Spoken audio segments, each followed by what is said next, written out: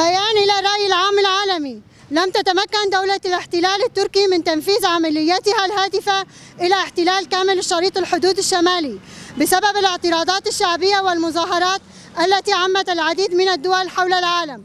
تركيا بين الفينة والأخرى تجدد تهديداتها بشأن عملية عسكرية بذريعة محاربة الإرهاب وحماية أمنها القومي عبر القصف المستمر تارة، والاستهدافات عبر الطائرات المسيرة تارة أخرى، واستخدام مختلف الوسائل الاستفزازية لجر قوات سوريا الديمقراطية إلى مستنقعها، حيث كانت المطالب التركية لشن العملية العسكرية على الشمال السوري حاضرة في جميع المحافل الدولية ونقاشاتها مع الدول الفاعلة في الأزمة السورية، لكنها لم تستطع إقناع المجتمع الدولي للقيام بالعملية، ودائما ما كان يواجهها الرفض. وعندما استنزفت جميع أوراقها التي بحوزتها لإقناع المجتمع الدولي، افتعلت تفجير اسطنبول الإرهابي واتهام قوات سوريا الديمقراطية بالضلوع فيه. شاهدنا التصريحات التركية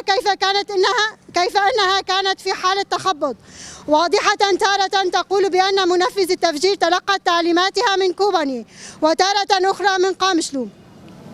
وبدأ بقصفه الهمجي على كامل الشريط الحدودي من ديريك إلى كوباني والشهباء، مخلفا ضحايا من الشهداء والجرحى من العسكريين والمدنيين، وتدمير البنى التحتية، قصفا لا يميز بين مدني ولا عسكري، كما أنه استهدف نقاط للجيش السوري مخلفا ضحايا، إلى جانب استهدافها للإعلاميين لمنعهم من نقل الحقيقة إلى العالم، وتدمير كل مشفى في مدينة كوباني. دولة الاحتلال التركية ماضية في سياستها الاحتلالية لتنفيذ مشروعها الميثاق الملي. هذا المشروع لن يتحقق إلا عبر جماجم شعوب المنطقة وتفريغها من سكانها الأصليين، حيث أنها وبعد فشل مساعيها من تنفيذ مشروعها عبر أدواتها من التنظيمات الإسلاموية الإرهابية،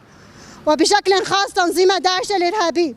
تدخلت عبر الاحتلالات المباشرة. يبدو حتى في تدخلاتها المباشرة لن تتمكن من تثبيت تواجدها إلا من خلال التنظيمات الإسلاموية والعمل على شرعنة تلك التنظيمات. لذا شاهدنا مؤخرا كيف أنها سلمت عفرين والباب إلى تنظيم جبهة النصرة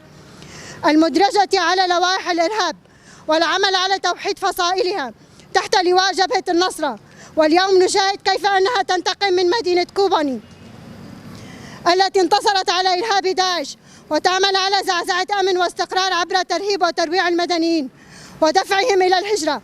بما يسهل ويساعد على تنشيط خلايا التنظيم، وتكون فرصة لتحرير عناصر التنظيم من المخيمات والسجون في مناطق شمال وشرق سوريا، كما فعلت أثناء الهجوم على سجن الحسكة.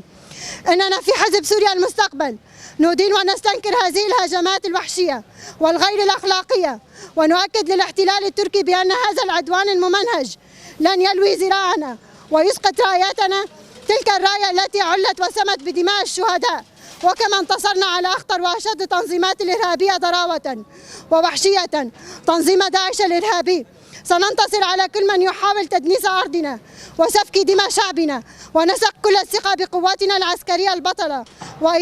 وإدارتنا الحكيمة، وتكاتف أبناء شعبنا بالقدرة على الوقوف في وجه هذا العدوان وتحقيق الأمن والسلام لبلادنا، ونحمل الدول الكبرى والتحالف الدولي المسؤولة الكاملة تجاه المجازر والانتهاكات التي ترتكبها تركيا بحق شعبنا، وندعو كل المكونات المدافعة عن الإنسانية والديمقراطية للوقوف إلى جانب شعبنا وعدم السكوت على الجرائم ووحشية الفاشية التركية. أرضنا كرامتنا، لا أحد يستطيع كسر إرادتنا. عاشت مقاومة الشعب، سوريا لكل السوريين، حرر في 24/11/2022.